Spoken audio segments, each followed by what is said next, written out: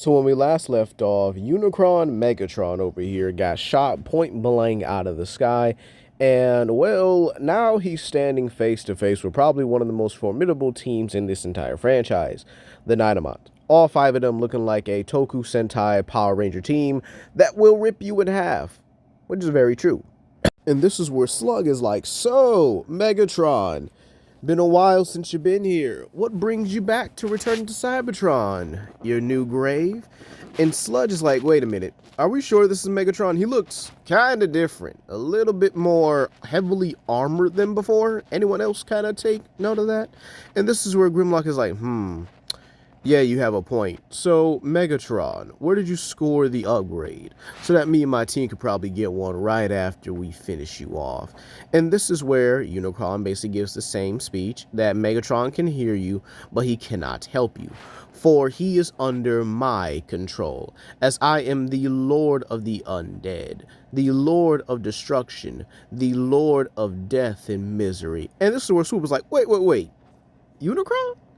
Nah, hold on a minute. You mean to tell me we get to snuff two birds with one stone?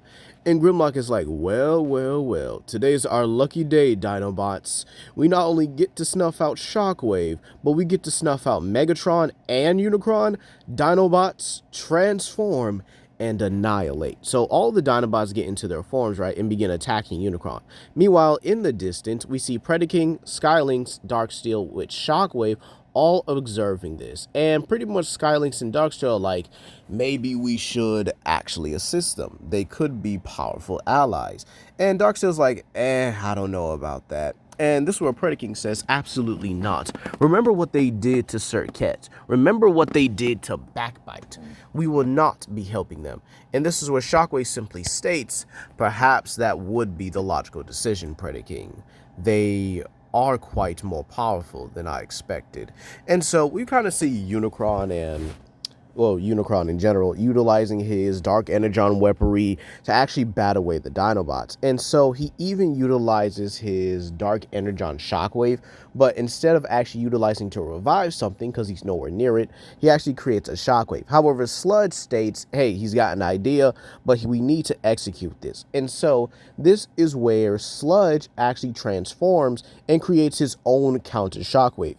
Slug then rams into Unicron's leg, actually utilizing his horns to actually dig into a deep gash, allowing Grimlock to come behind him and actually bite down on him and begin ragdolling him, sending him into Swoop, who pretty much catches him and then flings him right to Snarl, who tail swipes him. And this is where Unicron says, this is going nowhere. These monsters, these beasts, they're powerful and they're coordinated.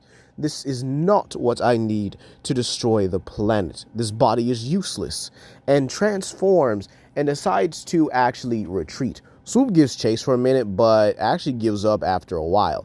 And so this is where Shockwave and the Predacons actually do approach the Dinobots, and he says, a magnificent display from my experiments. And this is where the Dinobots are just about ready to really pounce on Shockwave, with Swoop stating that you got a lot of nerve to come here. And this is where Predacon simply states, and you have a lot of nerve to still be alive. And so Grimlock transforms and points his blade at Predacon, telling him, we can settle what we have later. But right now, he looks at Shockwave, as he understands Shockwave wouldn't have done this without any logical reason. Why are you here? And Shockwave actually states, right now, with Unicron roaming on Cybertron, we have to understand that our best chance of survival is each other. And well, while he's doing that and pretty much trying to convince the Dinobots, this is where we head over to Iacon, and Unicron is searching the streets and actually utilizing Megatron's memories at this point. And he says, it has to be here. Where is it? Where? And so he finds the body of Metroplex, and he states, perfect. This will be useful for what I need to exterminate everything this planet holds dear. Meanwhile, we would head back to Earth, and Ultra Magnus gives Windblade and Lightbright the go-ahead to fully exterminate whatever that creature is down below. And so this is where Trypticon actually begins to kind of laugh, calling them puny, pathetic Autobots that they think they could actually be able to stand against him. He's already won in his eyes. There's no need for them to stop him, or there's no reason for them to try and stop him. So Lightbright actually states they're going to stop him here, and then they're going to find Overlord and stop him there. And so both Lightbright and Windblade summon their blades coated in a very interesting energy, and they begin descending upon Trypticon, actually moving around him like the dual blades from Monster Hunter, and begin slashing at him. And Trypticon feels this, the pain, the agony. And so Lightbright actually utilizes her blade to slash right into Trypticon's back, which sends an electrical surge through his body. Meanwhile, Windblade then utilizes her turbines to actually create that little gust ability she's able to do, and begins to push back Trypticon. And this is where Dreadwing actually states to the other Autobots to open fire. So Optimus, Bumblebee, RC, Wheeljack, Knockout, and Soundwave lay into Trypticon with everything they have. And with the electrical stun that just happened, and the fact that, well, Trypticon's giant body is more so by itself at the moment, Trypticon is actually getting pushed around and, well, pushed back. There's nothing he can really do in the situation. He's paralyzed. He's getting bombarded with all this firepower. And, well, this is where we actually see Trypticon stating, "This isn't over, Autobots. You hear me? I'll be back, and I'll be stronger than what I was before." And he transforms and retreats. We then head over back to the Autobot base, with them mourning everyone heavily. An entire town wiped out, with the kids and June actually just kind of, well, June's kind of recovering, while the kids absolutely mourn. And Optimus can't even begin to really muster an apology on what's happened. But this is where he turns to Windblade, Lightbright, and Ultra Magnus. And Windblade does state it's an honor to meet the legendary Optimus Prime, and actually begins to explain why they're here. They were tracking Overlord for what he did to their planet, their people, especially their Mistress of Flame. She was able to harm him, but Overlord fought dirty, using underhanded tactics to eventually get the upper hand and, well, steal her symbiotic sphere. And this is where Lightbright actually begins to explain the symbiotic sphere to Optimus and the rest of, you know, the Autobots and stuff like that.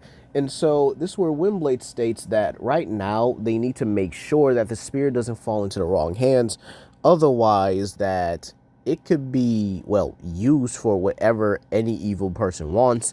And this is where Ultra Magnus actually begins to ask Optimus what's been going on here. He thought he had more Autobots, and why are they teaming up with the Decepticons? And so Optimus explains everything, what's transpired, why Trypticon is seemingly activated, the death of Megatron and the controlling of other Decepticons, and how Soundwave, Dreadwing, and Knockout are now Autobots fully. And this is where, you know, after Windblade also states that right now they really need to find where Overlord is, Knockout actually begins analyzing all the things that the Mistress of Flame was known for. Her symbiotic sphere was, well, in her hammer once, and it allowed her to have a connection with an entire star, giving her her power. And so Soundwave begins to put two and two together, and Dreadwing also begins to explain that if Trypticon gets that symbiotic sphere, he can merge with anything, right? Does that include planets?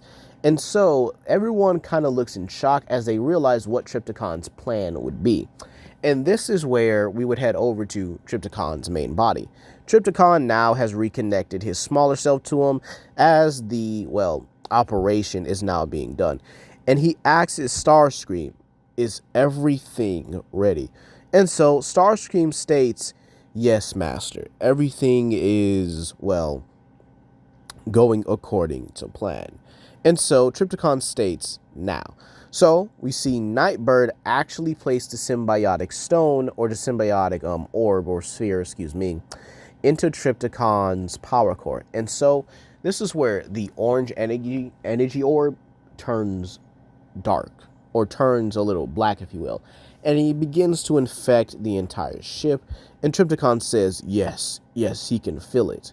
And this is where Battletrap simply states, "What's the next plan, Master?" And this is where Trypticon states that we'll be heading to Cybertron to finally conquer it and to have it as its own.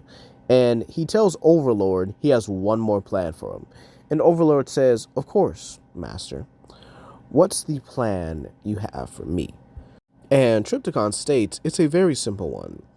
You are going to lure out the Autobots, and then you are going to terminate them the best you can.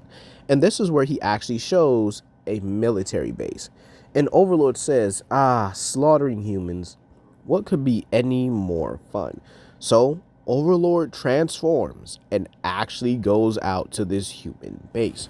Meanwhile, that means Scourge, Nightbird, Battletrap, and Bludgeon head off to Cybertron. This is where we go back to the Autobot base, and Soundwave and Ratchet both pick up a distress signal from the likes of Agent Fowler. And, well, he's in his jet, trying his best to take down Overlord, and he does get shot out the sky. But luckily, he survives. Don't worry, we're not killing off Agent Fowler.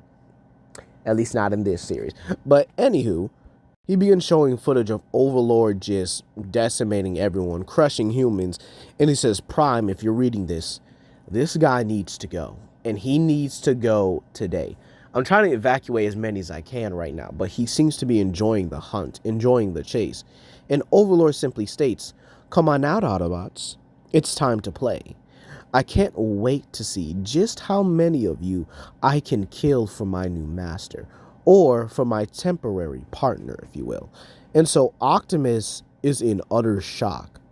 As keep in mind, he's heard of Overlord before. He's heard of his ruthless edge, his dirty tactics. And this is where Knockout simply states, well, this is what the Decepticons honestly get for creating such a terrifying opponent, if you will. And this is where Optimus simply states they have to make it to Cybertron. They also have to be able to take out Overlord. They need to be able to divide their forces evenly. So Ultra Magnus actually takes Dreadwing, Soundwave, Windblade, and Lightbright to go ahead and confront Overlord. Meanwhile, Optimus takes Bumblebee, Wheeljack, Knockout, and RC to head to Cybertron. And that's where we're going to leave it off here, you guys. Please comment down below, like, and subscribe, and share it to your friends. This is Legendary Grimlock, and I hope you guys have a blessed day.